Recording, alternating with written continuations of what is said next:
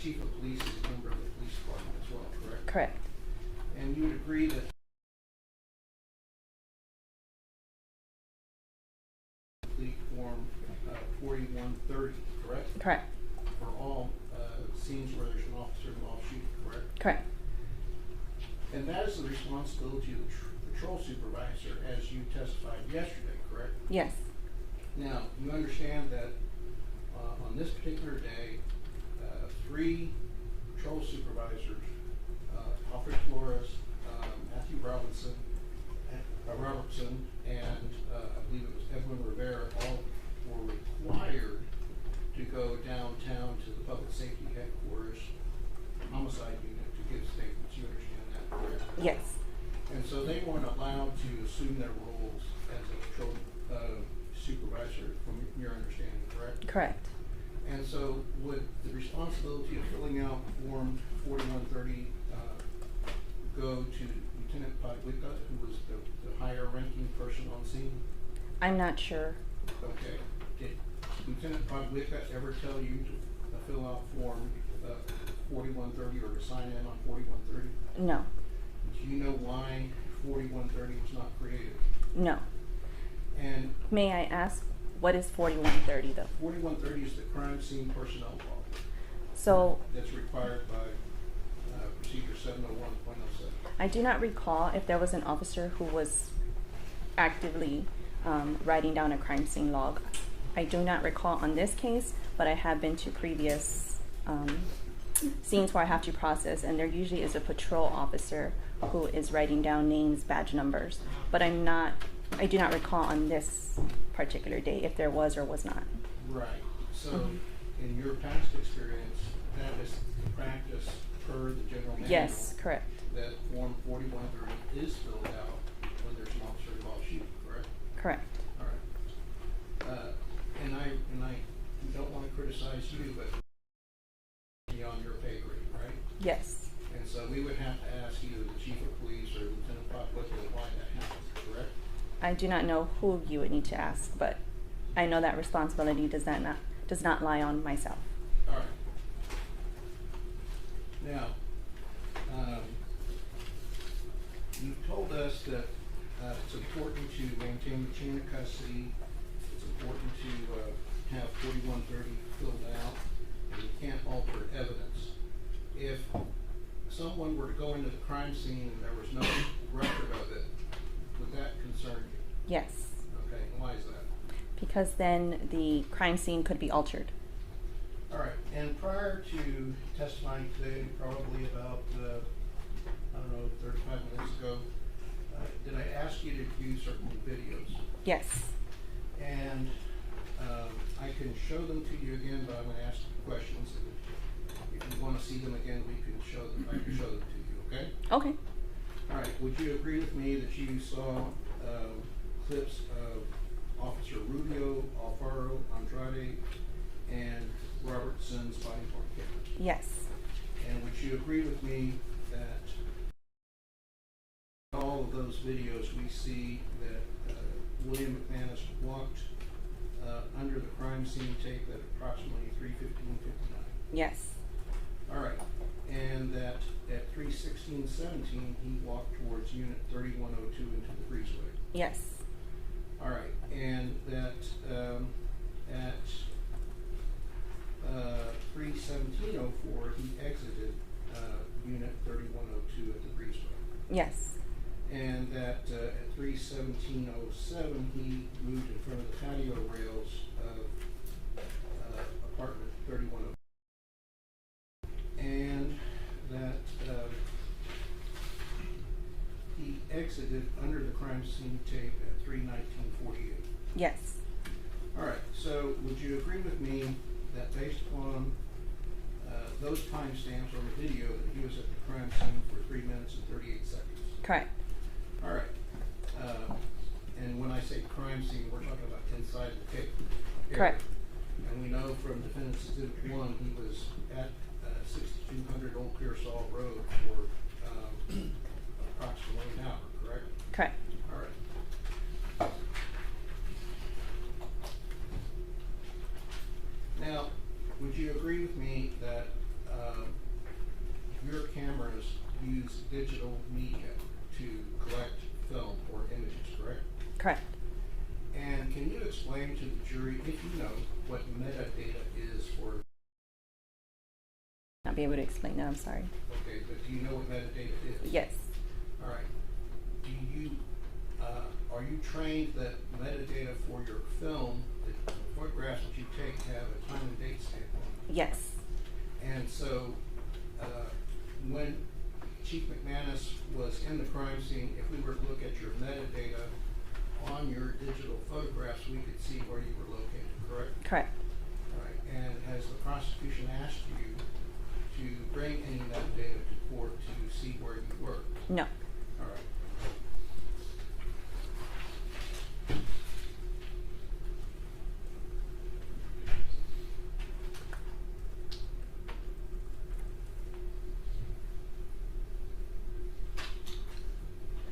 Now, let's talk about the corner bedroom. You understand that there's 3 bedrooms, right? Yes. And so we're clear, there's a bedroom to the left of the patio, Mm-hmm. right? Yes. And that's where Santos de la Rosa was residing. Okay. You understand? Yes. And then there's a corner bedroom that had 2 bunk beds. I did not go to those bedrooms. Okay, did you go to the master bedroom? No. Okay.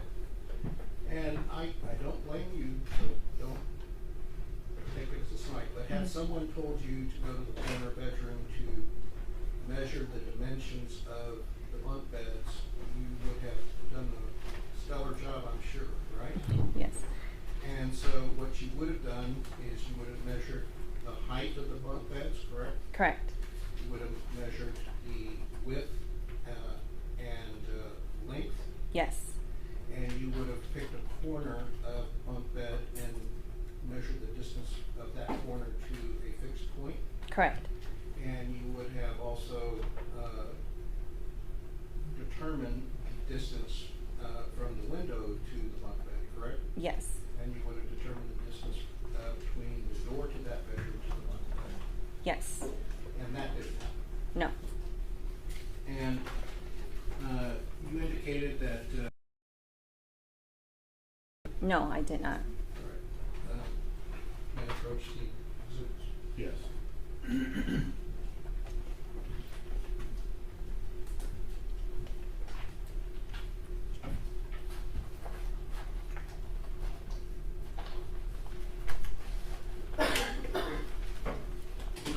Hey, Ben, are you looking for the batteries and stuff? Yeah.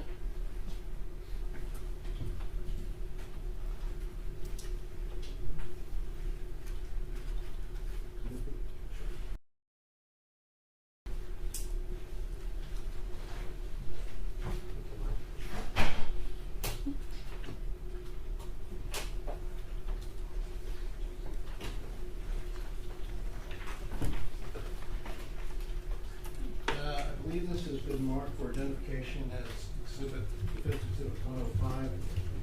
Could you look at it so we could, whoops.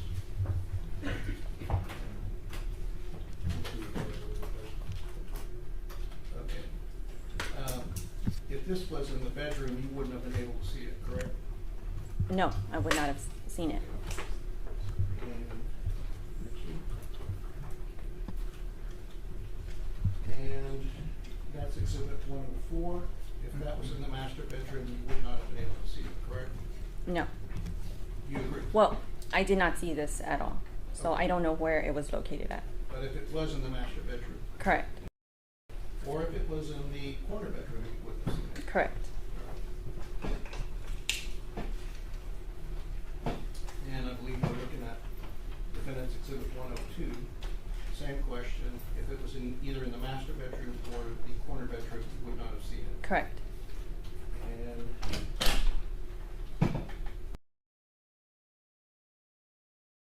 the corner bedroom or the master bedroom, you would not have seen it. Correct.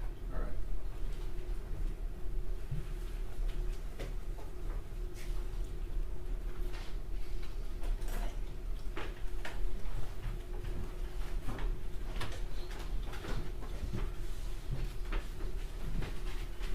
And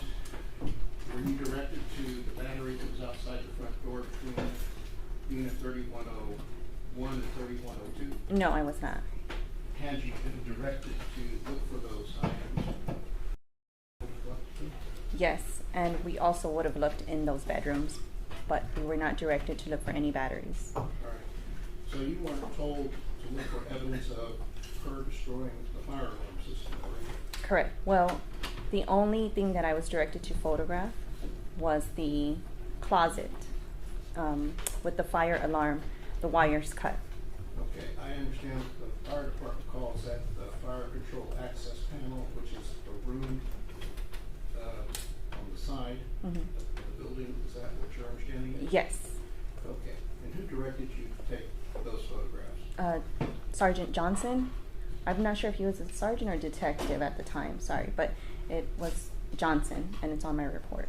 All right, and so I assume that as a good CSI, you take direction from your supervisors? Correct. You don't just go all rogue and look for anything that you feel like looking for? Correct. All right.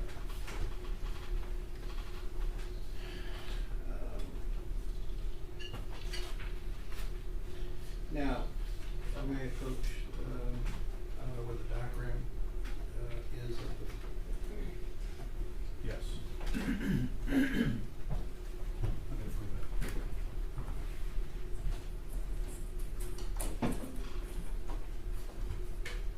You want to try that? Sure.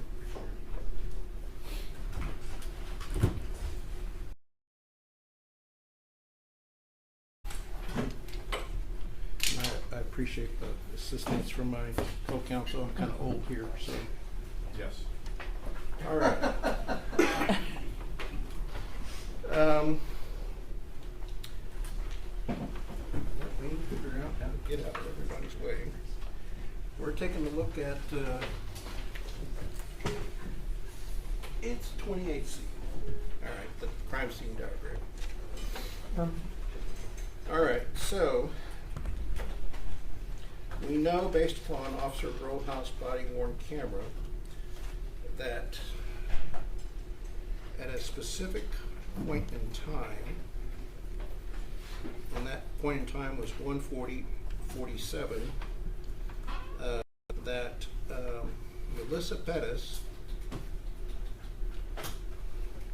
was behind the couch close to where this C is on the diagram, and it's to the right side of the living room close to the hallway. Would you agree with me? That's where I'm pointing? Correct. And if we were to draw a line straight down, it would probably come to the third or the first column of the patio windows, right? Yes. Okay, so keep in mind that that's a start point, and that's 1:40:47. If Rojas' body-worn camera also showed that Melissa Perez ran from right to left around this couch and then ran to the patio window in the opening, and we've seen photographs of the opening, and for purposes of this 11, and it has the 1 foot mark, correct? Correct. All right. So if the body-worn camera shows that she traveled that distance between 1:40:47 and 1:40:50, that would be a span of 3 seconds, correct? Correct. Did anyone ask you to measure the distance that would be? No. And if you knew that she had assaulted someone and you were to gather all the relevant information as to how quickly she attacked, you would have measured that if you believed it was relevant, correct? The person who did the diagram would have done that if Okay. asked to. All right. But you weren't asked to. No. I also didn't create the diagram. Okay. Now, understanding that, we do know that Melissa Perez at 1:52:53 was in the middle of this bedroom, and that's the bedroom where Santos de la Rosa was So if you can imagine that she's in the middle of this bedroom, and let's just say that it was at where just below. That's a start point.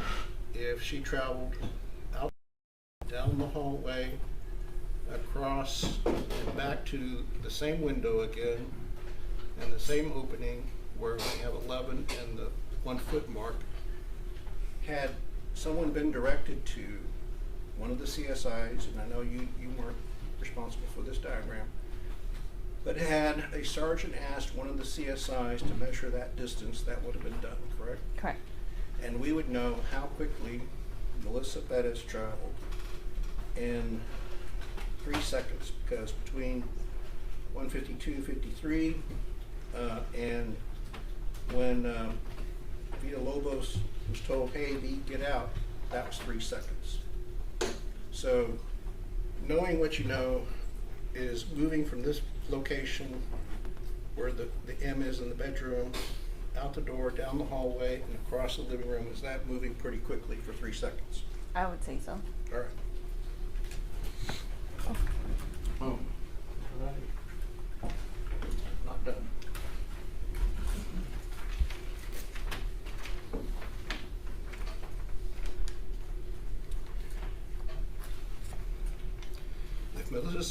If Melissa Perez was in front of this TV, Yes. Ms. Diaz, have you watched any of the videos from the crime scene? Any of the body From the cam? body-worn camera? No, Okay, you didn't do the diagram. no. Is he asking you to speculate about information? He's just assuming that he knows that you don't know? Correct. Okay, I would object to that line of questioning. Judge, there's evidence in the record that what I'm asking her hypothetically did in fact happen. And all I'm asking her is did anyone ask her to measure that distance, and could any CSI have measured that distance? All right, so I'm just gonna instruct the witness to only answer that if you have personal knowledge and you know. All right.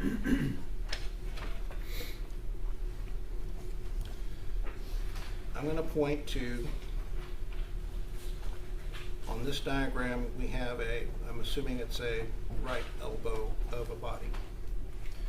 If right below this point, if you were asked to measure this as a starting point to the corner of the couch and back to the window where it says 11 and it has the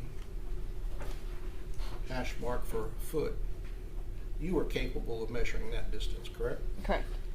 And any CSI present could have measured that distance, correct? If directed, yes. All right. To your knowledge, was anyone asked to measure that? No.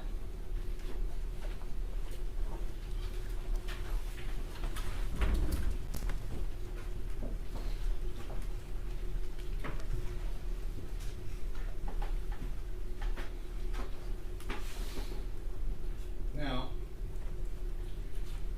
let me see if I can find a photograph.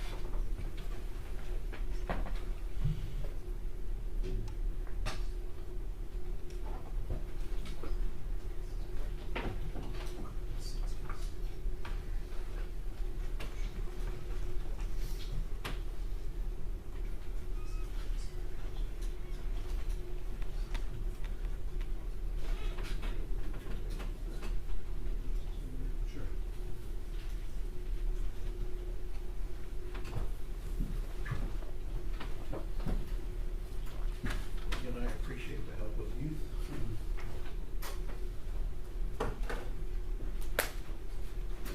I believe it's upside down. This is upside down. Straight. All right, so This is exhibit 65. And try to use this pen point. I'll use this one so we don't mess it up.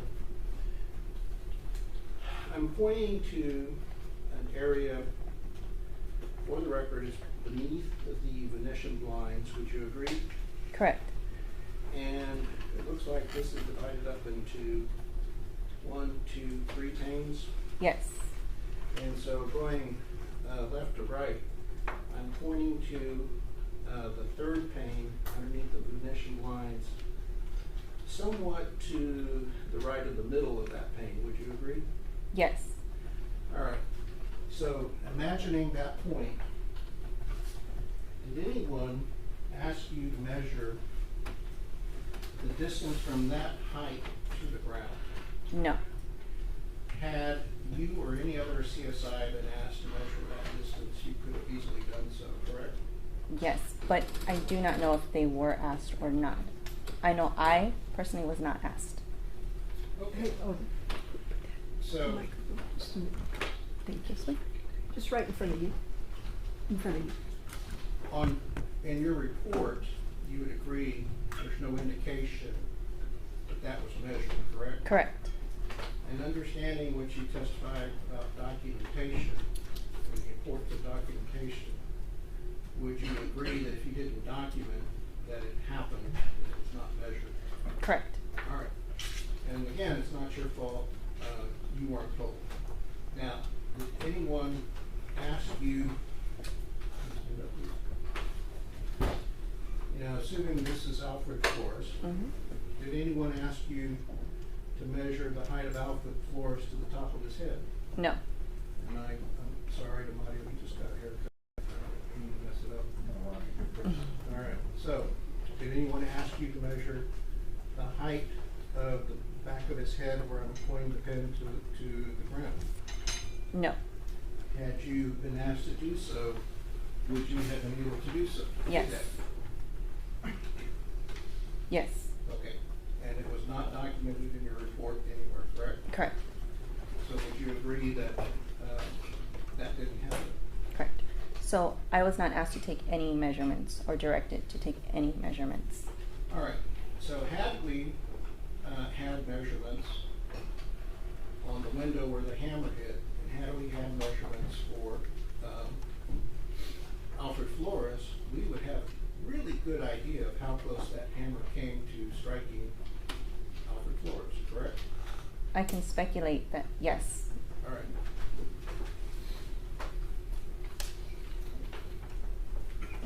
Now, your video camera is different from the body-worn cameras, correct? Correct. Not to disparage body-worn cameras, and we're glad they exist, have higher quality than police body-worn cameras. I'm not familiar with their body-worn cameras, so I would not know. Okay. Would you agree that your body-worn cameras don't have a fisheye? I don't have a body-worn camera. I'm sorry. The digital camera? Your video camera that you use for crime scene documentation has normal Yes. limits, right? Correct. So it doesn't warp walls and bend them and curve them, right? Correct. And so would you agree that it's more accurate than a fisheye in depicting reality? In my opinion, yes. All right. And would you agree that a fisheye lens, from your experience, can distort distances? Yes. And so distances can appear a lot farther than they really are, correct? Correct. And let me go back to this diagram if I may.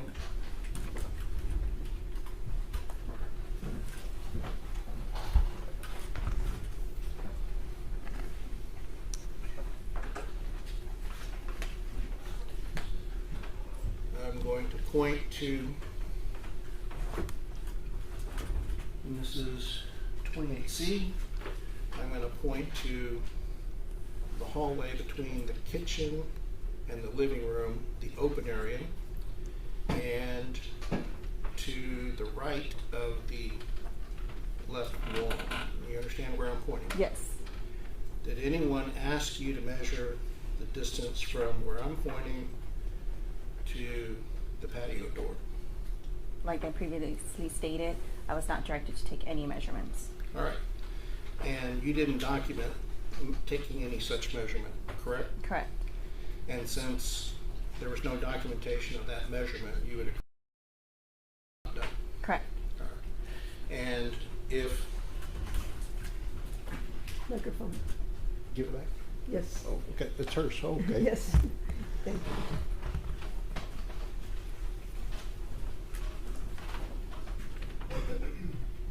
And if you had been told that that information was relevant, you would have taken that measurement, correct? Yes. Now, I don't know if I asked you yesterday, but if this is repetitive, I apologize. Were you asked to search for any wire cutters or pliers? No. All right. And I think you already testified that you did not find any crowbar or pry bar. Other than the hammer, having those pry mark or pry tool. All right. And so I understand from your testimony yesterday that after 2 search warrants, you were able to find 16 shell casings, correct? Correct. But only were able to find 10 bullet fragments, correct? Correct. So based upon that collection of evidence, can we conclude that you were unable to recover 6 bullets if in fact 16 were fired? Correct. All right. Now, the window screen that we saw on the patio, you would agree that you did not collect that? Correct. And you would agree that you were not told that it was damaged by any police officer, correct? Correct. Had you been told that it was essential to collect that because it would prove that police officers committed criminal mischief or burglary, you would have collected that, correct? Correct. All right. Now, I can show you one video.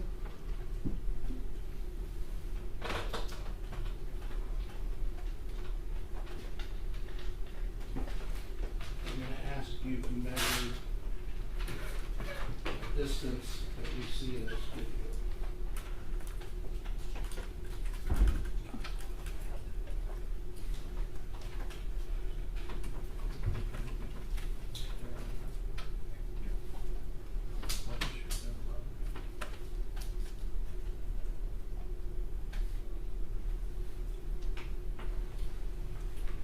For the record, can you state the exhibit number of the video you're showing? This is going to be Nathaniel Villalobos' video, and Christian help me out. States 3. States 3. I hope the sound is working.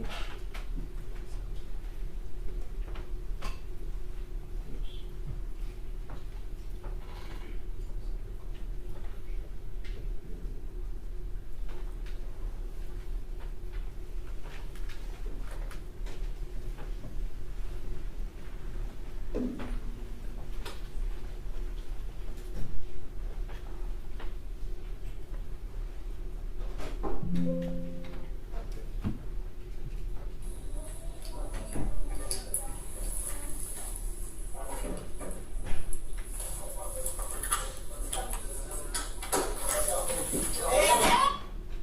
All right, so that's, let me come up with a timestamp. That's Nathaniel Villalobos' video. Its timestamp here is 01:51:47. I believe it goes on for about 5 seconds. Did anyone ask you to measure the distance between this gap and the depth hole?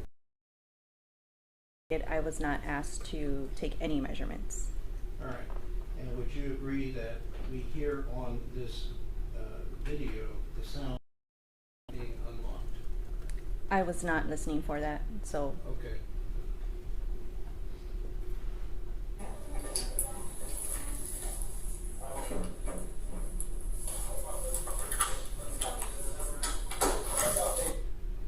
Did you hear it then? yes, All right. And did you see his hand reach for the deadbolt? yes, All right. And would you agree that it appears that he unlocked the door? yes. All right.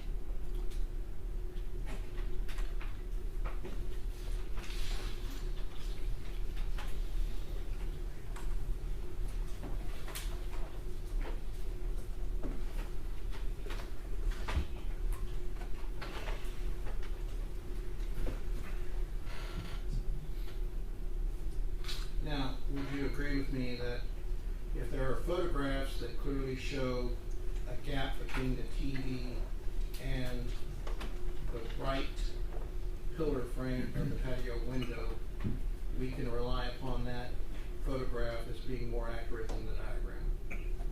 At this point, yes, because there's not a measurement. All right.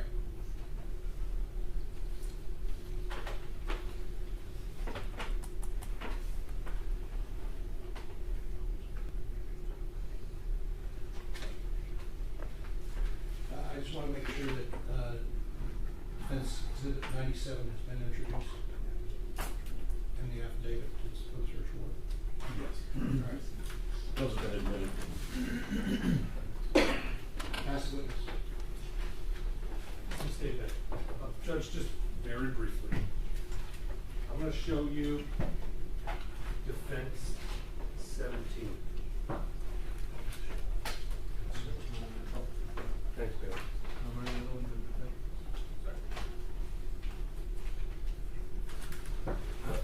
Okay. CSI's collect evidence. Yes, Evidence of a crime. yes, If you had that blue gun right there and you shot me, that gun would be the instrumentality of a crime. correct, If a felony had been committed in this closet, whatever cut those wires was the instrumentality of that crime. correct. Did you see any pliers, to Ben's point? Did you see any pliers? I did not. Wire cutters, did you see anything like that out in the apartment? No, Did you collect, or did anyone, to your knowledge, collect anything like that in the apartment? no, So it could have been destroyed by the time you were in there collecting evidence? could be possible. Could have been concealed or tampered with by the time you were in there collecting evidence? Correct, or Yeah. could have been put away prior to me getting into the crime scene or anyone getting into the crime scene. That's fair.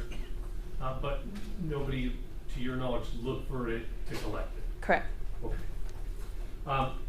And then we talked briefly the other day, when you're coming out to a scene, you have access to these guys too, correct?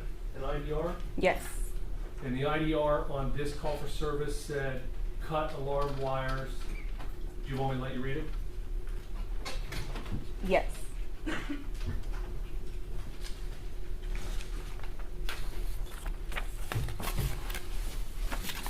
Okay, where are you seeing where it's Sure. cut?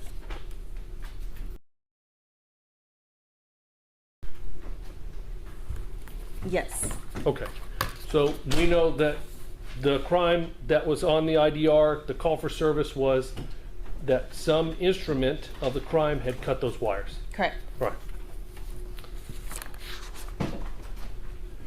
How many crime scenes do you think you've been to in your entire career? Numerous. What's the number? 100, 500, 1,000? Hundreds. I Okay. couldn't say how many hundred, but hundreds. How many times in your career have you gone back out 1 year later to look for something? Never. The one time in history you've done that. Yes. And that 1 year later, when you went back out to this crime scene to look for evidence, I guess that had been missed the first time, did you take the Leica machine then? No. Machine just to cut in through the walls to try to get the fragments that could not have been retrieved the day of Mhm. because there was still electricity going through and the water. Thank you. Hmm? And the Leica machine, just so that you're, because we've heard a lot of Leica talk, right? It's a tripod, and it's like an AutoCAD. It's like a surveying machine, and it takes a picture of every little object and every little thing in the room and gives you the exact distance to everything in a 3D model in the room, right? Correct. So will you hold this down, please? If you at me, how about point it at me Okay, like I'll hold that? All right. So it would matter if we were trying to analyze data from a crime scene, if I was this far away from you, and the Leica machine could show relative to objects in the room how far away I was, Correct. or how far away I was from here, Correct. or how far away I was from here, Correct. or how far away I was from here. Yes. I won't get any closer. Thank okay. you. And so even going out a year later, for the first time ever in your career, across hundreds and hundreds of crime scenes, because something was missed the first time, didn't take the Leica the second time. No. Pass the witness.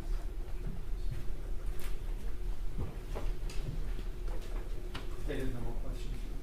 All right, you are excused. Okay.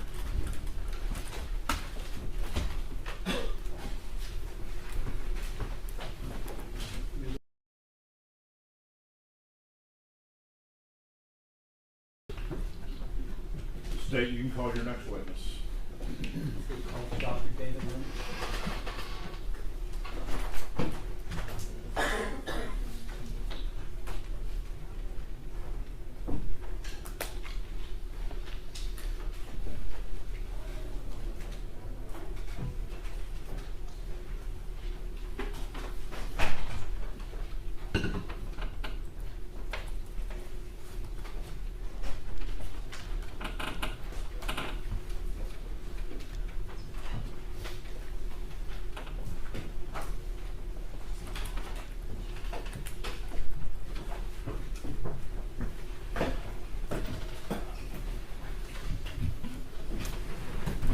You have a seat. All right, I'm going to swear you in. Do you solemnly swear or affirm that the testimony you give in this matter will be the truth, the whole truth, and nothing but the truth, so help you God? I do. Can you introduce yourself to the jury and spell your name for the court reporter, please? Hi, my name is Dr. David Lynch, spelled Lynch. You may want to you can adjust that microphone. Make sure everybody can hear you. If you don't mind. All right, state. Good afternoon, Dr. Lynch. How are you? I'm fine, thank you. Can you tell the ladies and gentlemen of the jury what your occupation is and how you are, what you've done in your education, training, and experiences to qualify you for that position? Sure, I am a medical examiner and I work for the Bexar County Medical Examiner's Office. To become a medical examiner, you must complete 4 years of college, 4 years of medical school, generally a 4-year pathology residency, and a 1-year fellowship in forensic pathology. I completed college in 2004 at Creighton University in Omaha, Nebraska. I graduated from medical school, also from Creighton University in 2011. I came down to San Antonio after that and completed a 4-year pathology residency in 2015. After which I completed a 1-year fellowship in hematopathology, which is the study of leukemias and lymphomas. That was in New Mexico and completed in 2016. After which I came back to San Antonio and practiced general pathology for approximately 6 years. Forensic pathology, completed a forensic pathology fellowship at the Bexar County Medical Examiner's Office, which completed in 2023, and I've been working as a staff forensic pathologist there ever since. The word that you repeated most, and you're talking about your qualifications and training with the word pathology. Can you tell the jury what forensic pathology is? Sure. So to describe forensic pathology, I should say what pathology is, and that is the study of everything that can go wrong with the body. This is natural disease, this is trauma. Pathologists will be the people, the doctors, who will diagnose biopsies taken from bodies.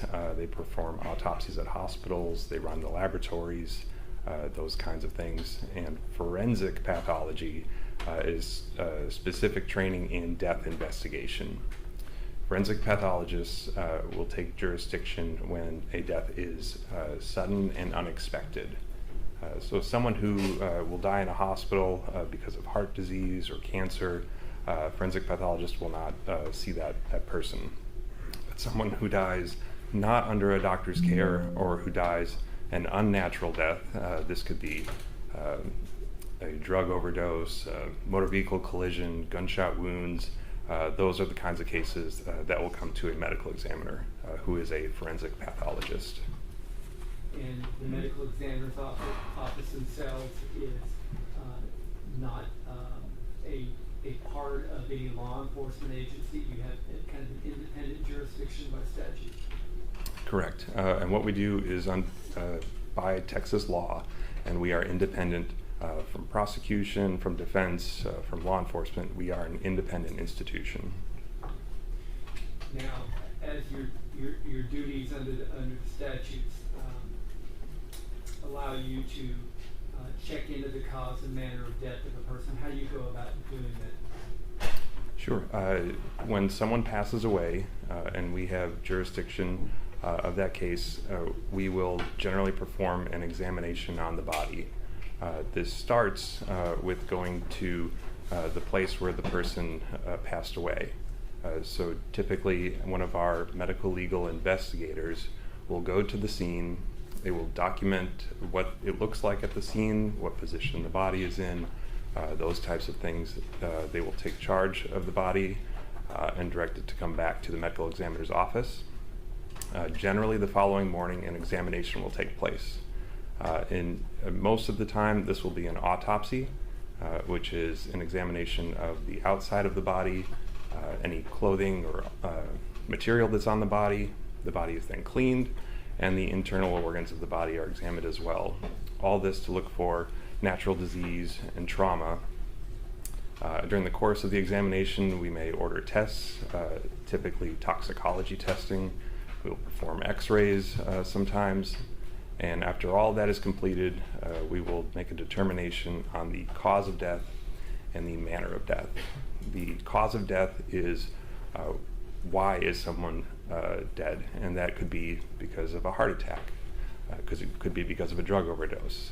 It's a fill in the blank, what we think caused the death. The manner of death, however, there are only 5 choices: natural, accident, homicide, suicide, and undetermined. Natural would be if someone passed away solely due to natural disease. Accidents tend to be drug overdoses and car crashes. Suicide is self-explanatory, I think. Homicide is death at the hands of another, and undetermined is if we don't have enough information to decide. So in your capacity as a medical examiner, as a pathologist at the medical examiner's office, do you routinely perform autopsies? Yes. In your career, can you estimate about how many you've done? Approximately 800 to 900. And have you testified before regarding any pathological findings you've made or any autopsies you've performed? I have. On few or many occasions? It's approximately a dozen. Under your lab case number 2023-1552, did you perform an autopsy on a woman named Melissa Perez? Yes. If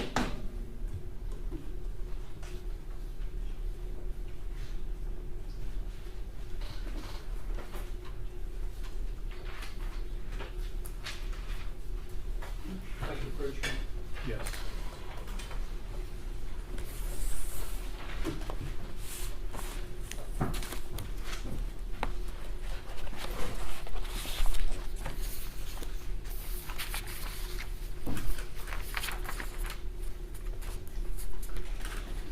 I'll show you what's been marked as. What's the next number, Daryl? Should be 158. Thank you. State's Exhibit 158. Do you recognize this? Yes. And what are you looking at? This is a photograph of the face of Melissa Perez with the case number from the medical examiner's office of 2023-1552. And does that fairly inaccurately appear as Melissa Perez did on your exam table back on what date was that? I believe it was June 23rd of 2023, and yes, it does. Okay. And I would offer what's been marked as State's Exhibit 158.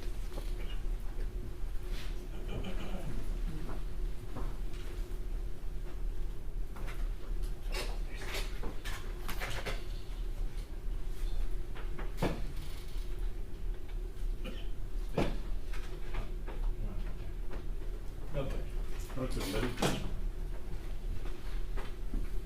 If I can briefly publish it for the jury, Your Honor. Yes.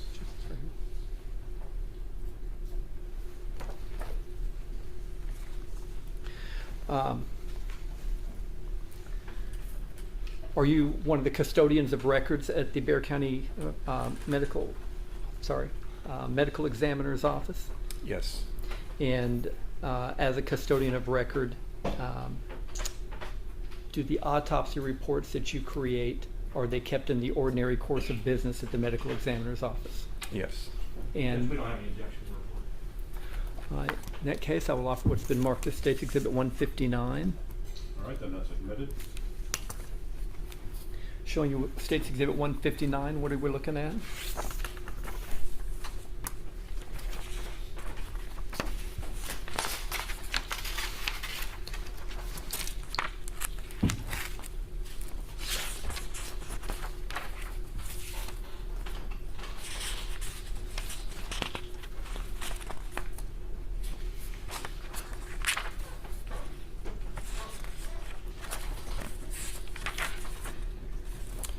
This is a copy of the autopsy report that I produced on this case, including the toxicology report and a body diagram.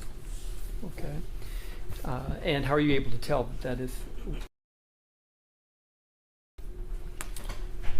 I have the original document, which I compared to, and it appears identical. The report is as I remember it, and it has my signature on it. Okay. And can you describe then, and I can leave this, you have your own copy of it with you, don't you? Can you describe then, as you began her autopsy, kind of the general examination of what you observed when she came in? So the autopsy report begins with a general examination, which just states what does the body look like. Is it an adult or a child? How tall they are, what they weigh, and what they are wearing. And in this instance, did you make a notation? It is 61 inches, which would be 5 feet 1 inch. And how much did she weigh? 135 pounds. Okay. And after you complete your general examination, what's the next step? After this, I will describe the external examination, and this is head to toe. Does the body appear normally formed? Are there any scars or tattoos, those kinds of things? Any abnormalities?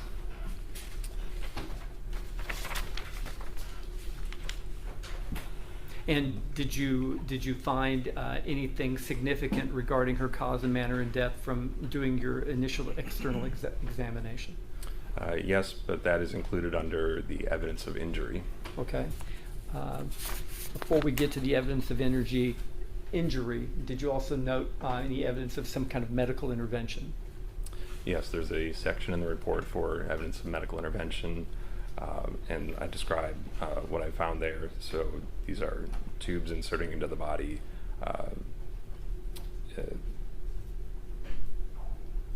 medical dressing that's on the body, those kinds of things.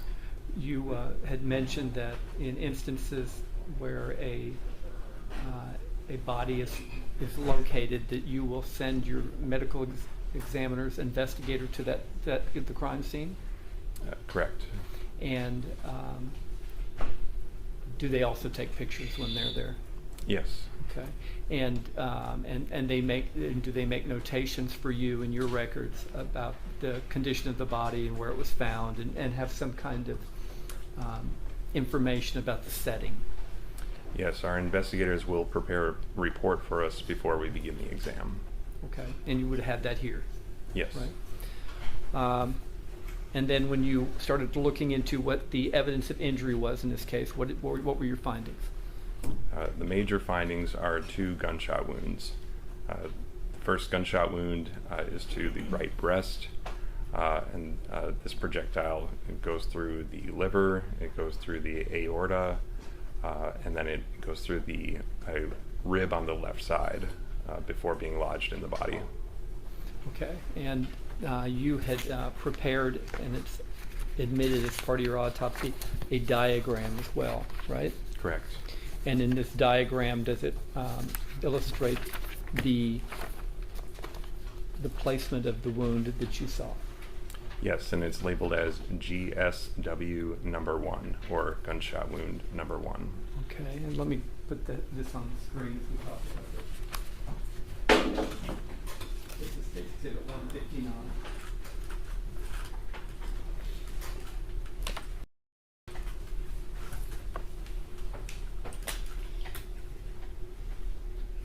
Can you see that, Doctor? Yes. Okay, you talked, first of all, the first injury you talked about, you had marked as gunshot wound number 1 that entered the right breast. Is that right? Correct. Okay. And I guess using my body, I'm using the diagram or so. So it entered from this side, and on the diagram, you've got it indicated there, GSW number 1 entry. Correct. First of all, how can you tell whether it's an entry wound or an exit wound? In general, entry wounds are circular.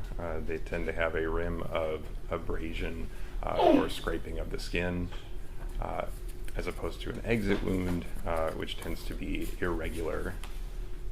In this case, there's no distinction to be made because the one wound I have leads to a bullet. Okay, and you find a bullet that started that entered in the right breast and ended lodged in the body in another place. In the left back. The left back. Okay. And with respect to these injuries, did you take photographs of each of them?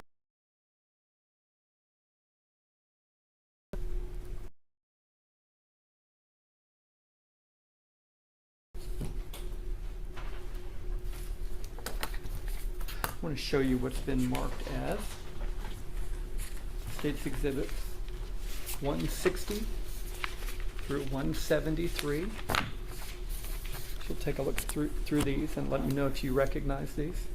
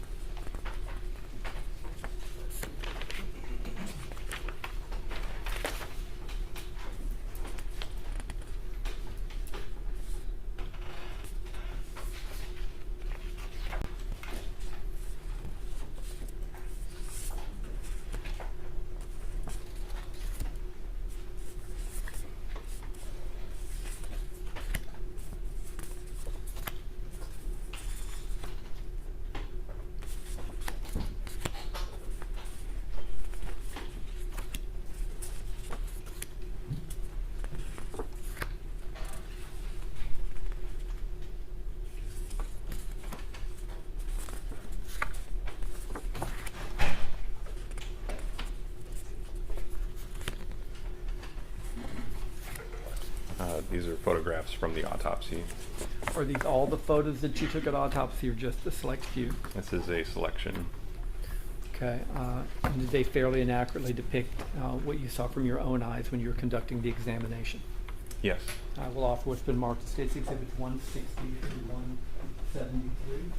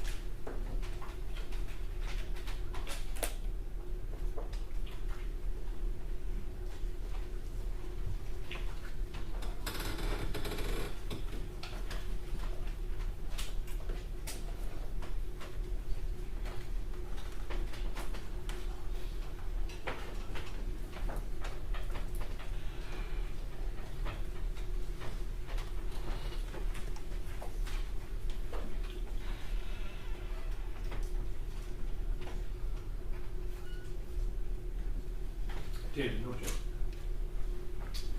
All right, they're admitted. Thank you.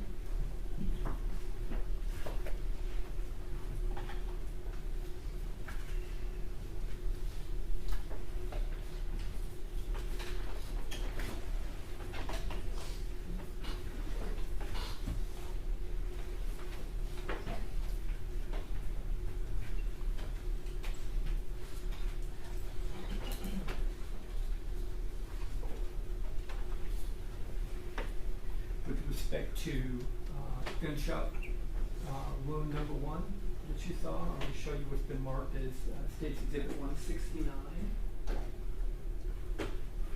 What are we looking at here? This is a view from the right side of the body, near the blue postcard is a irregular defect. This is the entry gunshot wound on the right breast.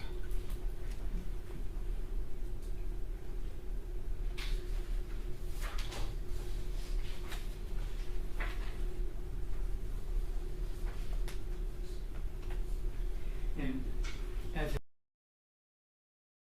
traveled through the body into the location where you found it in the lower back. It goes from right to left, front to back, and downward. Do you have a measurement of the angle downward? Is it the angle from where it entered to where it ended up? I don't have an angle measurement. That's not typically, it's not standard practice, but it gives a general idea of the direction of the bullet. Is there any way in your field of science and in your ability to discern the path of the bullet, whether the bullet was a direct shot from here to there, or did it ricochet off bones or ribs or anything of that nature where it changed its direction?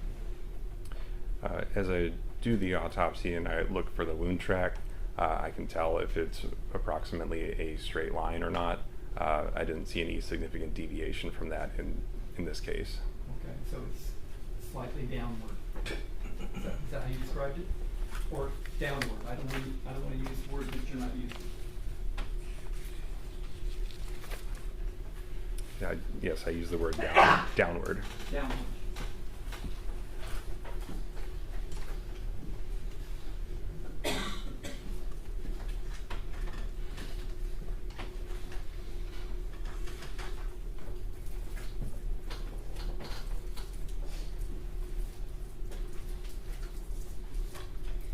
And in your efforts to locate the bullet, the bullet fragment inside the body, did you use an X-ray, or how did you find the metal component inside her body? Yes, an X-ray was performed prior to examination, so I knew the approximate location of the bullet. Okay, and then did you go about as part of your examination to retrieve that bullet? Yes. Now I'm going to show you it's been marked as State's Exhibit 164.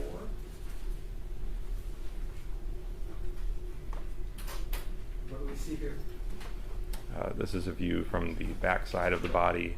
I made an incision in the left side of the body through which the bullet is visible.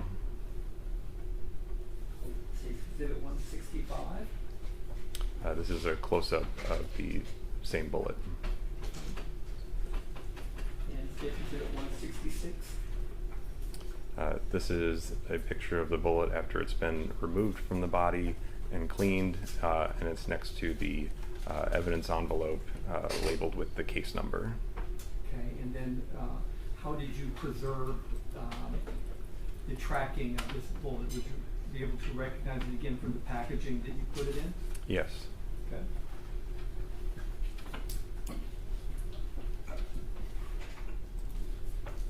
So that's gunshot number 1, right here on your diagram, right? Did you find any other evidence of injury? Yes, there was a second gunshot wound, which is on the inner part of the upper right arm. That point to your diagram, is that here? Correct. Okay, now, you talked about it being inner part of the arm. Is this an injury that can be made without the arm being raised? Axilla or the armpit, this is a part of the body which would not be exposed unless the arm was raised. Okay.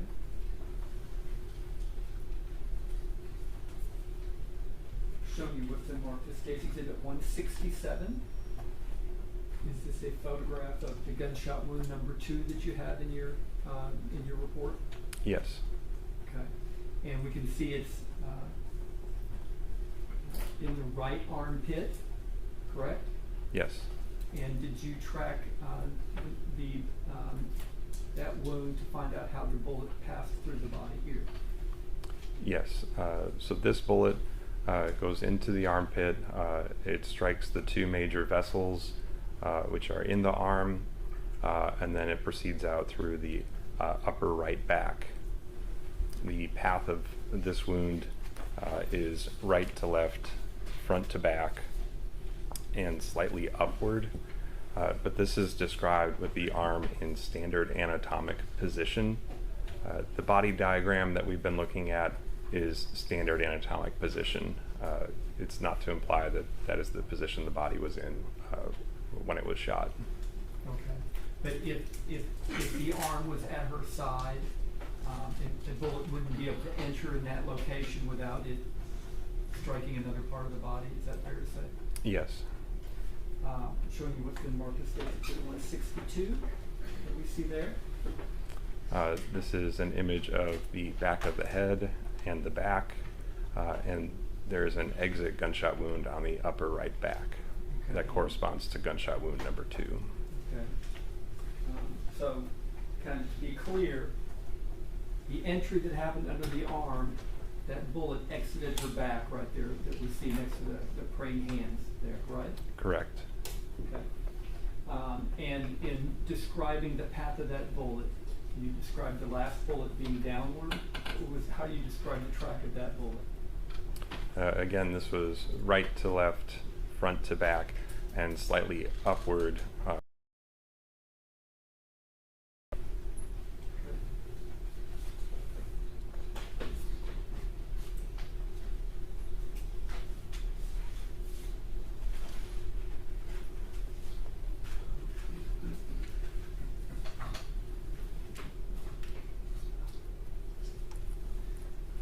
Now, did you see any other injuries to Ms. Perez's body? Yes, there were scattered abrasions or scrapes on various parts of the body. In kind of what locations? They were on the face, they were on the abdomen, the right arm, as well as the thighs.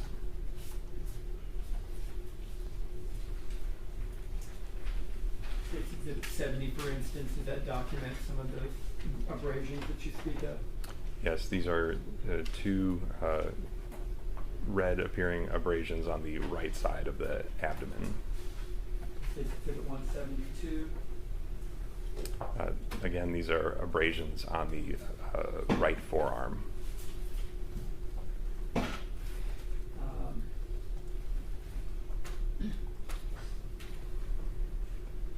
Did she have some injuries to her hands or fingers? Yes, there was a small abrasion under an adhesive bandage on her right middle finger.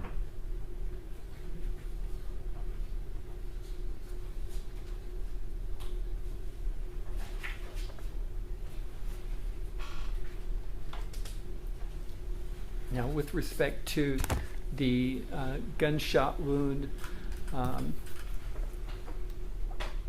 number 2, the one that was kind of in the right armpit or so, have you had a chance to see this exhibit before? States Exhibit 174. I've seen either this or something similar to it in the past. Okay.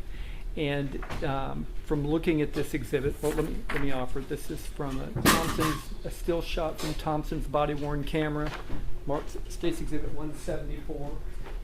I'll offer.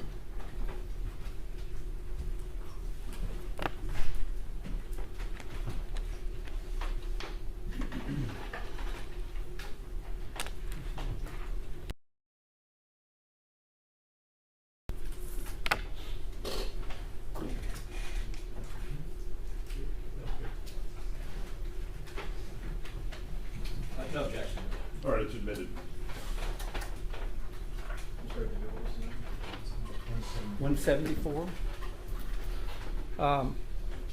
It'll show it up here.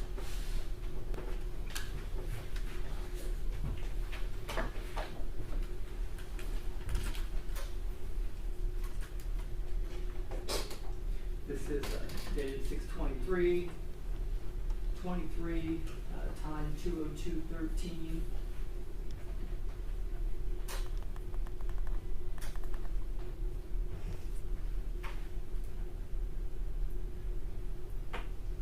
From the pictures, I kind of move it toward the center there. Can you see a firearm that is firing kind of at this moment, captured on this screenshot? It appears so, yes. Okay. And in this picture, can you see a woman in the background with her arm raised? Yes. Okay. Is it possible that this bullet that was fired at this time is the same bullet that struck her in the location that you had found in gunshot wound? That's speculation. I don't think he's been able to establish that he could do a trajectory of just from looking at a photograph. I didn't ask him if he was certain. I asked him if it was possible and consistent with what he sees. All right, so you can only answer that if you have personal knowledge, and if you know. If you don't know, just say so. Yes, this arrangement between the firearm and the body is consistent with gunshot wound number 2.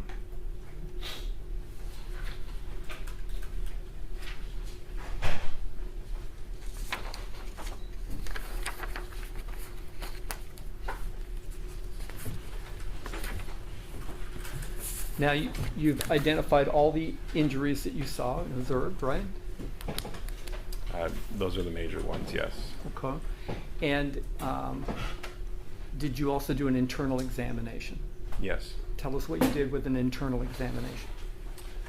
During an internal examination, all of the organs are examined as they lay in the body to make sure they're where they should be, that they're normally formed, after which they're generally removed one by one and dissected, looking for natural disease and trauma.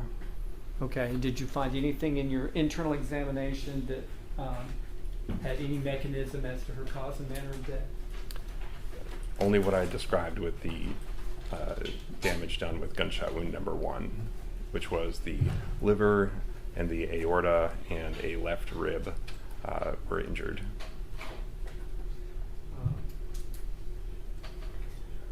Part of your autopsy, also, did you perform a toxicology? Yes. And tell us why you perform a toxicology on such an examination. Toxicology is routinely run on the vast majority of our cases, and it's always run when it's a suspected homicide. In this case, so out of the hundreds of drugs that we test for, which are prescription and illicit, the only thing that was detected or wine or liquor, and the concentration was 0.145. Does that have any legal significance in the concentration that you found? Legal intoxication is defined as 0.08, so this is more than that level. During your examination, did you find any evidence of disease that would keep her from living a normal, active life, but for the gunshot wound? I did not find any significant natural disease. So, based on your autopsy, do you have an opinion as to the cause of death of Melissa? The cause of death is both gunshot wounds that we described. And the manner of death?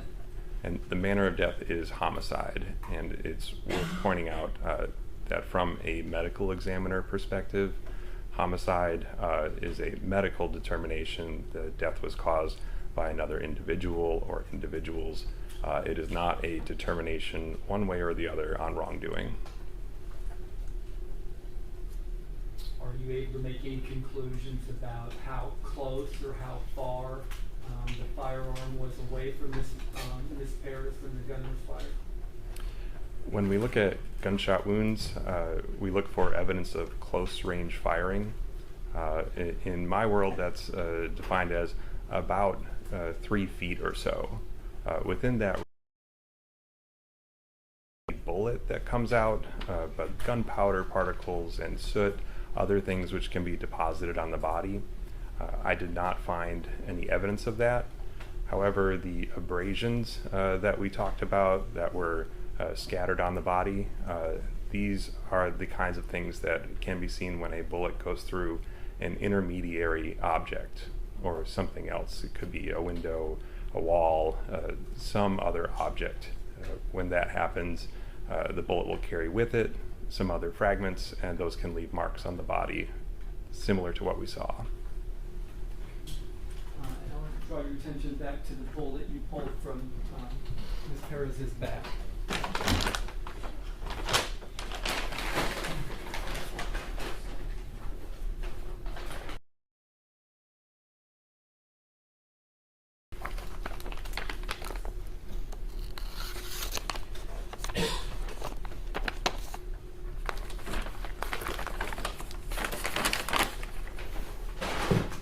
Let me show you what's been marked as evidence. This states Exhibit 153.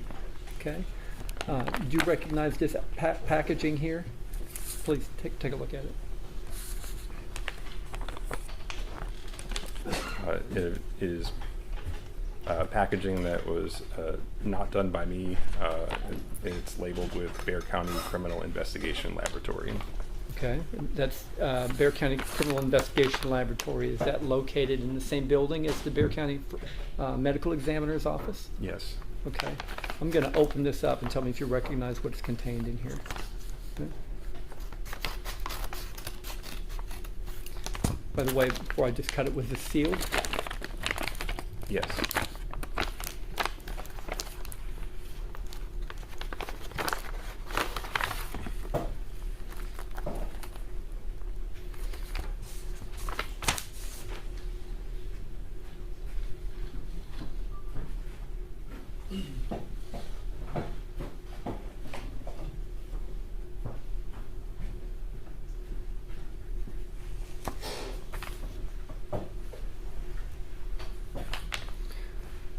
Inside, what do we see? This is a sealed brown paper bag, again labeled with a crime lab sticker. Okay, and I'm labeling that as States Exhibit 153A. Okay.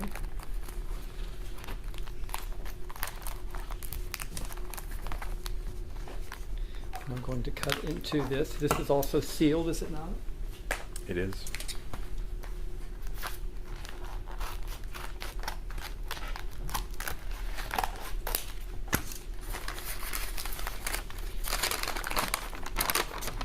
I thought we already had the 153A. Did you just label it? Just, oh, I'm sorry. Oh, then the inner bag. Oh, did I have that as? I don't think so. Bill, can you look at our list? 3A. I'm not sure when it was 153 fragment. Honestly, I do not have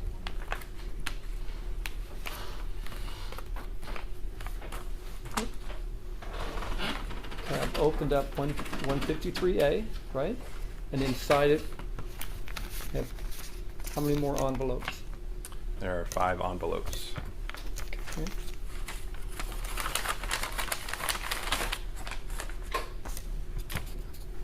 Which I will label 153.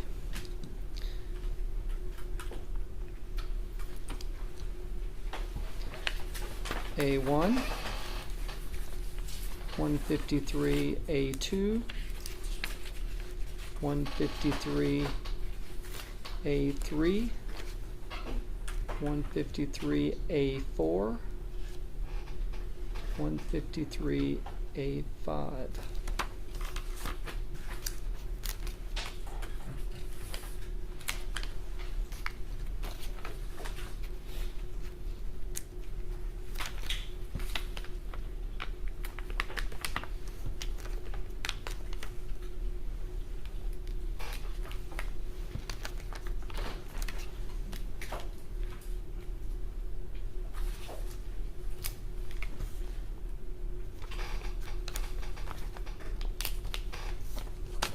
Okay, with respect to these 5 envelopes, will you take a look at these?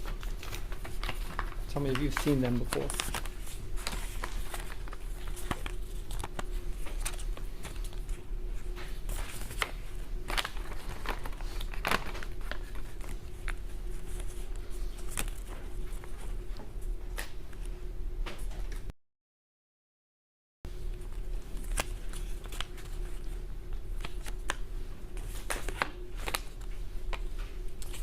Yes, this is evidence which I collected at the time of the autopsy and sealed into these envelopes. Okay, and how are you able to tell that? All are labeled with the autopsy case number. All have my initials on the label and signature on the back over the evidence tape labeled with the date of the autopsy, which was 6/23/23. Okay, and with respect to these items, what are the items that you collected at autopsy that you put into these envelopes? And if you'll refer to them by number. States Exhibit 153A1 is left fingernail clippers with clipper. 153A2 is right fingernail clippings with clipper.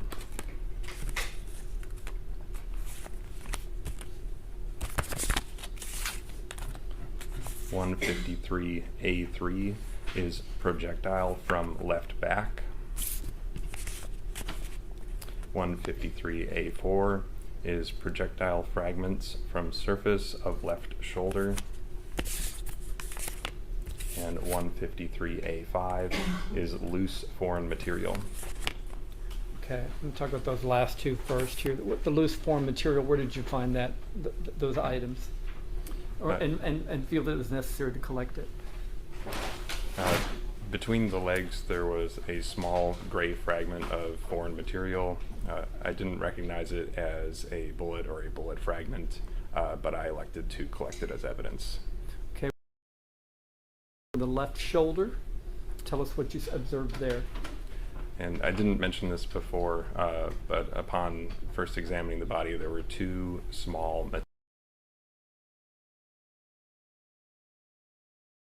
to be projectile fragments, and I collected them. Okay, do we know if they're metal or plastic or wood or anything? They appeared to be metal. Okay. And with respect to 153, is it A3? Is that the bullet you recovered from the autopsy? Yes. The one found in the in her the left back that we saw the photo of, right? Correct. Okay.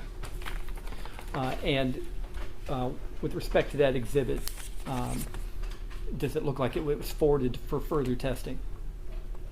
Yes. Okay. And then the envelope itself that you have after the further testing, was it sealed and returned in this envelope, the same envelope you had? Correct. There is an additional evidence seal. Okay, since the time you initially sealed it? Yes. Right? Okay. Thank you. And I would offer all these exhibits, 153A and 153A1, A2, A3, A4, and A5. They're admitted.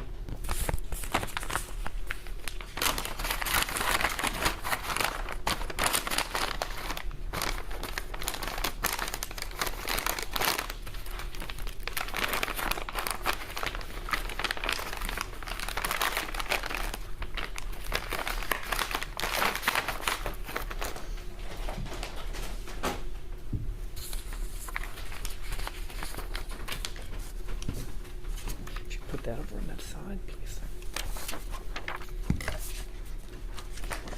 And thank you, Dr. Lynch. I don't have any other questions. I pass the witness. All right, Judge, may I proceed? Yes.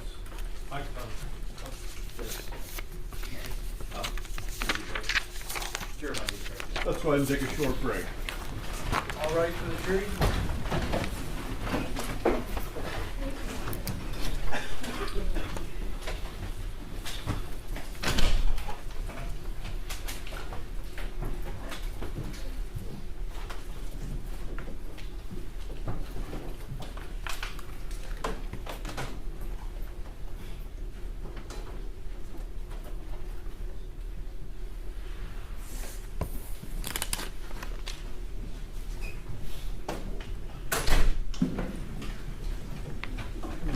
If you need them, don't have to. Do you need to take that through? Yeah, I got time for that. You may. I can release stuff here. You can. Thank you for being such a good witness. Oh, sure. I try not to talk too fast. Thank you.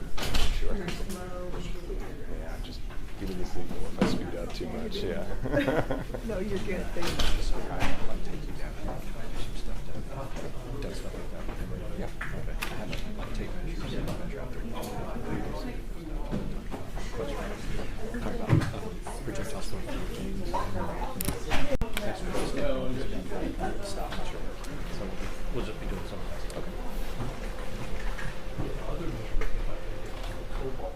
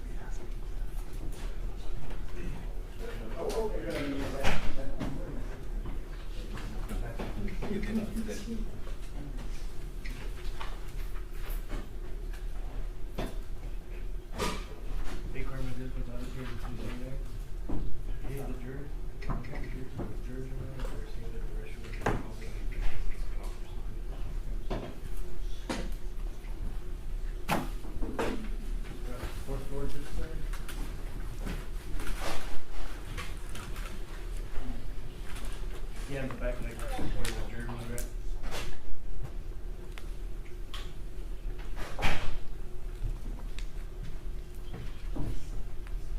No, it's a toilet. Yeah.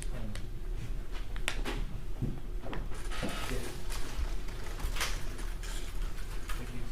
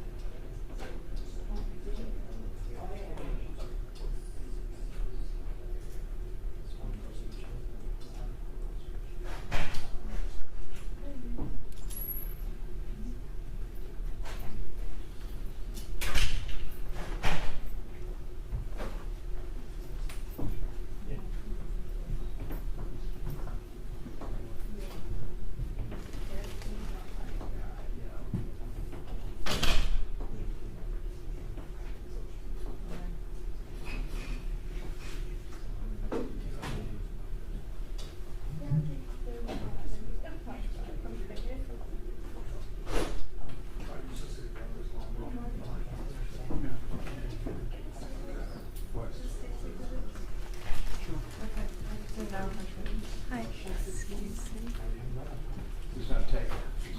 I'm not right here.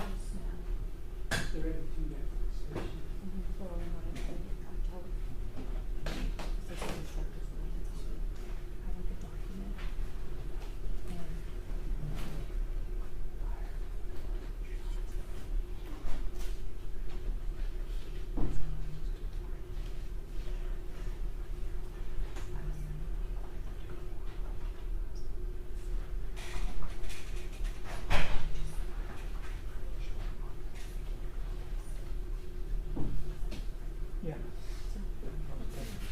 I think that's what I think. She just tells me what. Well, next time, so many times a week. Yeah, so. Because they go on that time of day over there. And that's. See, I wish we had it, what we don't, but my assistant instructor is going to be watching and watching my notes. So I'll text her, okay, flip it, like go now. And so she gets it there and finds the time code for that. Yeah. So we made it work.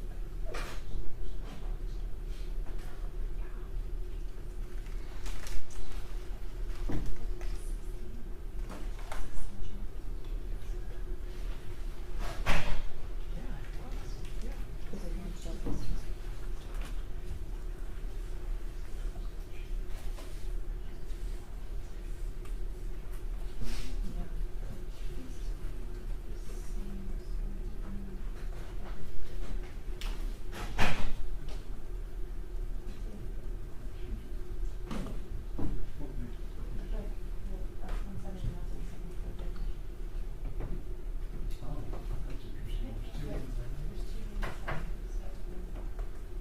Oh, oops.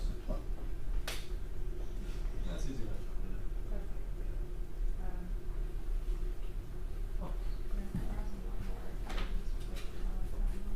Hey, David, I think there's two different pictures, both marked as 170. Is that a problem? At this point, probably not. What are rules? 70. Easy enough. 70. I just didn't. Hey, Christian, good catch. No, that was the car. 70, finish up around. Okay. No worries. Okay.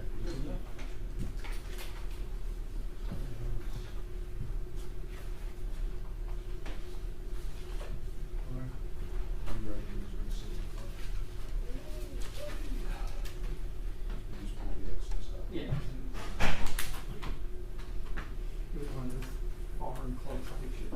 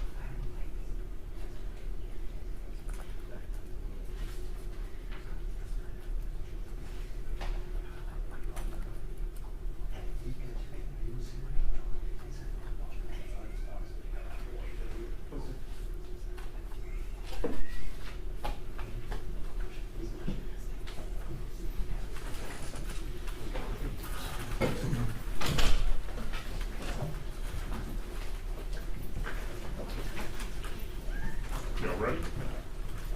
I just need to grab that.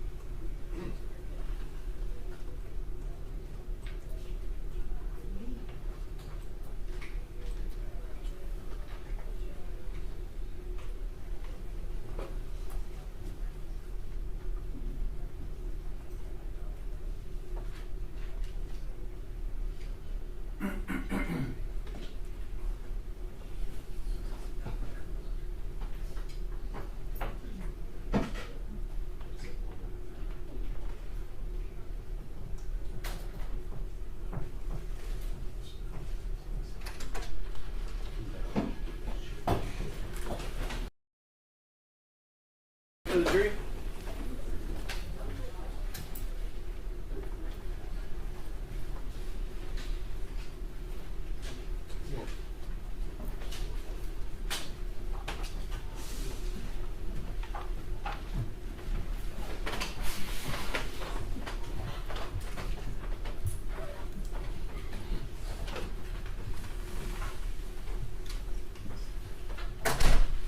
May be seated. All right, welcome back, members of the jury. Proceed, Judge? Yes. Thank you. Dr. Lynch, my name's Jason Goss, I represent the officers in this case. And I guess I wanted to start by talking about your position. So you're a deputy medical examiner, Correct. right? Who's the chief medical examiner? That's Dr. Molina. Kimberly Molina. And I want to talk a little bit about how that position is established. So you would agree that her position is established, and then she has people like you, doctors like you, forensic pathologists like you, come on as her deputies that help her to perform her duty. Correct. Right? And so that position is established by law, right? Yes. And the law says that in counties of our size, that there shall be a chief medical examiner that performs autopsies, right? Yes. Right, and just to give a little, I guess, a little background, autopsies are to be performed unless there's a few circumstances not, unless it's a death in the hospital that is pretty clear exactly what was going on and what happened, or under the care of a physician, like somebody who is in hospice, and they have a physician that can certify that they've had a terminal disease, things like that. You wouldn't be performing autopsies on that. Depending on the circumstances, if there are no suspicions for anything unnatural contributing or causing death, then you are correct. The treating physician would sign the death certificate. Yeah, I mean, because that's right. Because when Nico was DA and we were in the DA's office, we prosecuted Janine Jones, who was a nurse who was killing babies in the hospital, and that would be a situation where you would definitely want to have an autopsy, right? Yes. But I guess what I'm trying to say is that really, under law, your position has been established to really investigate accidents, suicides, homicides, or something that's undetermined, right? Or when it's unknown, which is very common for us, where it's completely unknown why a person is dead. Right. And honestly, that's because that's the forensic part of your job is that there are some situations, especially if there's no known cause of death, where it's very important for you to be able to do your job to try to figure out what is the cause of death, right? Yes. Right. And I just wanted to point out, because, and I appreciated that you said it, I didn't even have to ask you about it, you said it on your direct examination, that just because you've determined that the manner of death is homicide, that does not mean you're making a determination about the rightfulness or wrongfulness of these officers' conduct, right? Correct. Because, in fact, the statute mandates that you have to put it in one of those categories: homicide, suicide, accident, or undetermined. Correct. Right? So, because homicide, as we know, the penal code under the law, there's a penal code called murder. But homicide could be justified or unjustified. You would agree with that? Yes. Right. And so a justified homicide just means that a person caused another person's death, but they were justified under the law in doing so. Right? Yes. And then, but that's not a determination that you make at all with an autopsy, and that's not a determination a forensic pathologist or a deputy medical examiner would ever make. You would agree with that? I agree. Good. So I want to talk a little bit about, if you have the report up there with you? Yes. If you could go to the toxicology report.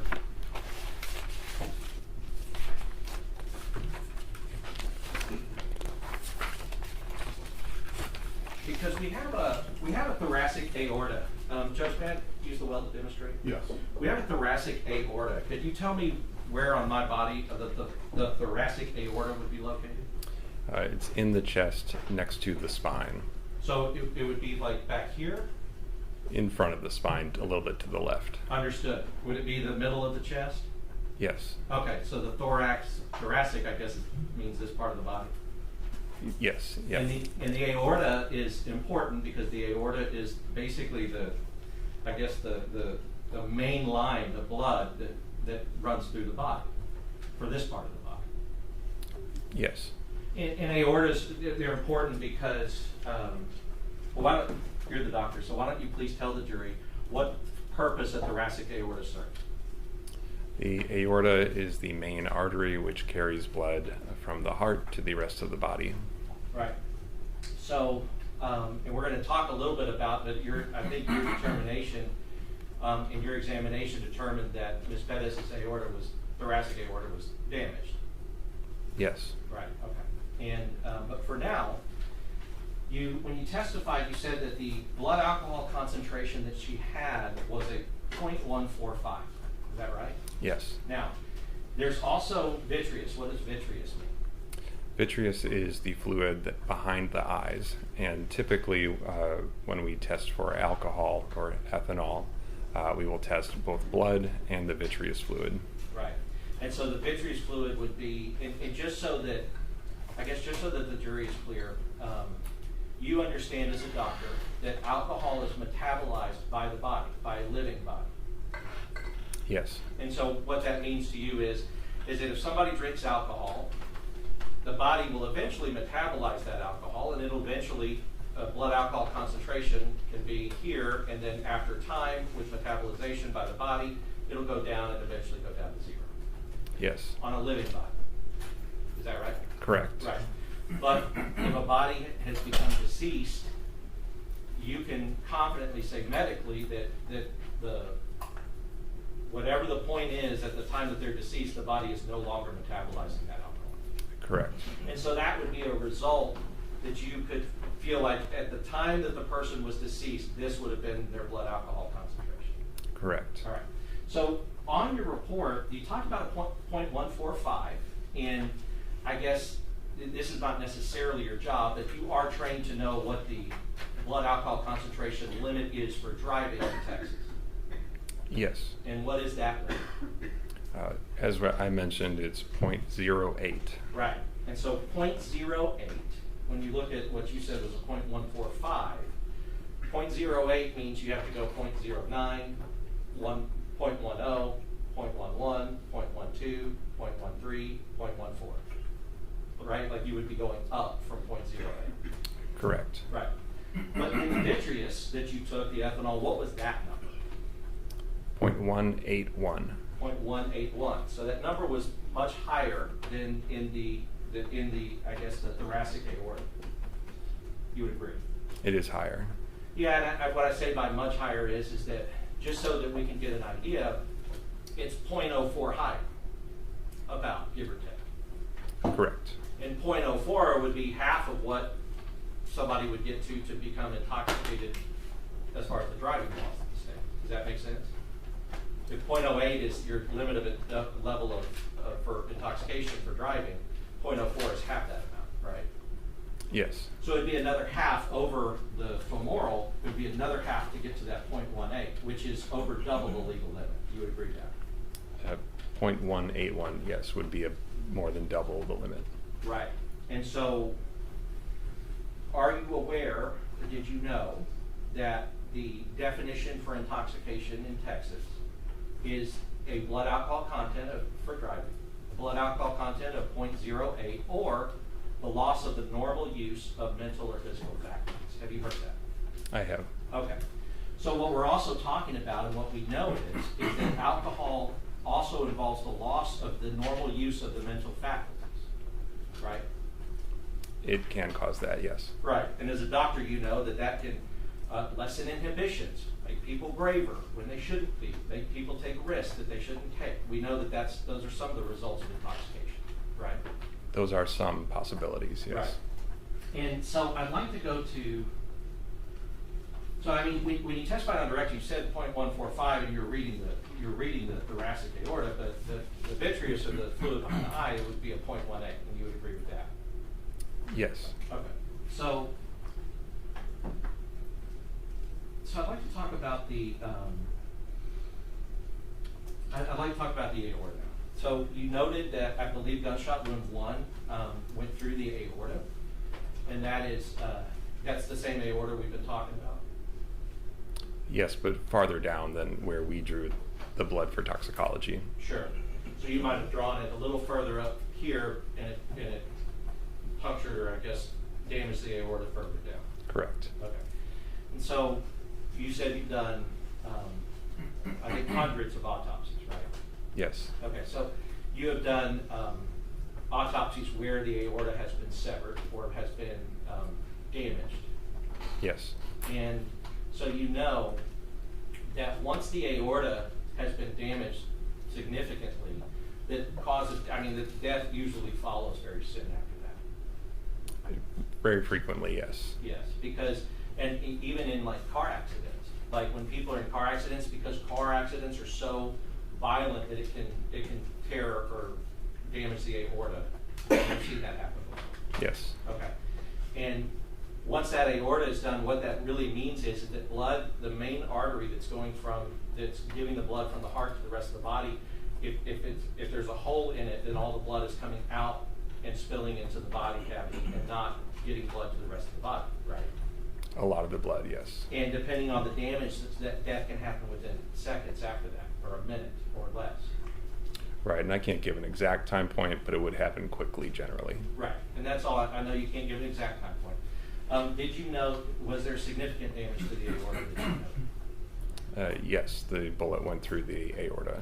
Right, and so if a bullet passes through the aorta, then that basically means that Ms. Perez the blood would not have been going to the rest of her body. She would be bleeding a significant amount from the aorta, yes. And you noted that there was evidence of medical intervention.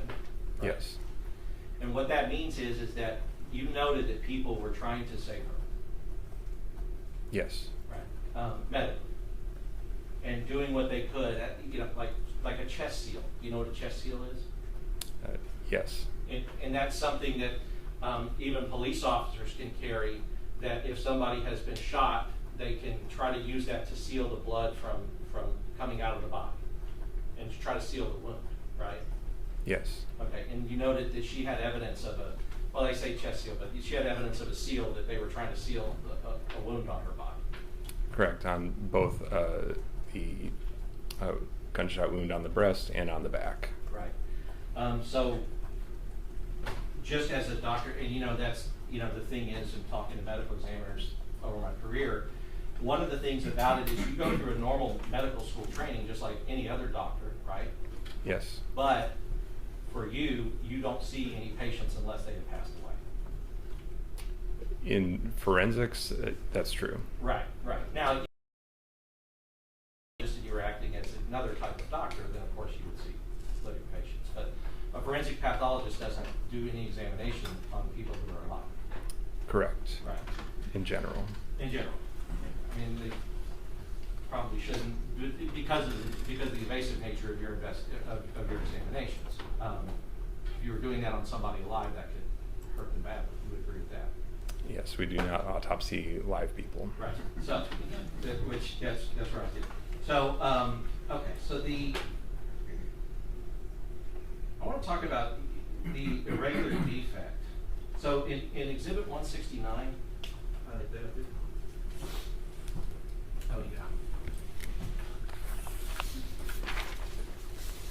So if we could go through a little bit and just talk about, I know you did talk about it a little bit on direct. I'd like to talk about it a little more. Entry and exit wounds. So one of the ways that you've been trained to identify if this is a wound where the bullet has come in or a wound where the bullet has gone out is the shape and the nature of the injury that is made on the skin or on the body, right? Yes. And so that would be what you usually have with an entry wound is a clean entry, because a bullet that is going into a body is going to go in, if it doesn't have anything in between it, it's going to go in on the spiral pretty straight, and so it's going to go in cleanly. You would agree with that? Normal. Normally, yes. Right.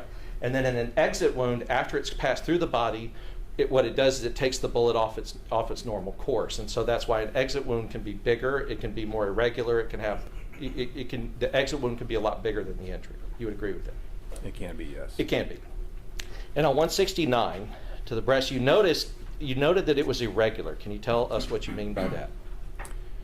Generally, as we said, entry wounds are round and have irregular or smooth edges.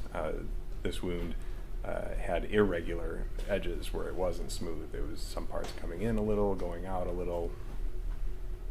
And the reason that that can happen is that if it passes through an object, if a bullet passes through something before it hits somebody, it can throw the bullet off its trajectory, right? Correct. And if the bullet starts turning or spinning in a different way, it can make the entry wound bigger or more irregular, right? Yes. Okay. So consistent with that would be like if the bullet passed through glass or passed through a wall, that could cause the entry wound to look irregular. Yes. Okay. Now I want to talk about that in terms of what we talk about with evidence of close range fire. So, Your Honor, may I ask the witness to step down? Yes.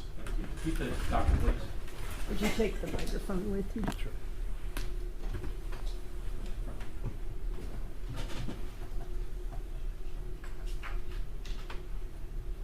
Just hold it if you would.